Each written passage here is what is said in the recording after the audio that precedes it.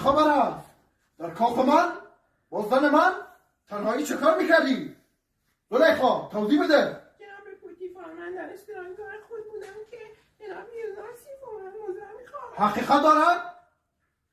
جناب پوتیفار، من شاهدت دارم. شاهدت کیست؟ شاهد من پروردگار یکتاست. یه شاهد زنده میخوام، وگرنه همین الان میکشمه.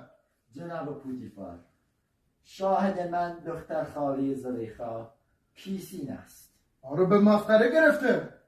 کسی جناب- که نمیتواند سخن بگوید. جناب پوتیفار، با اذن خدا میتواند این دختر بچه حرف بزند. راست میگه؟ جناب پوتیفار مانعی ندارد بذارد.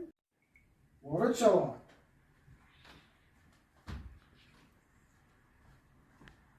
جناب پوتیفار کاری داشتیم؟ بله، این تو و اینم کیسین. پروردگارا، اگر من بیگناهم این دختر بچه گریه کند.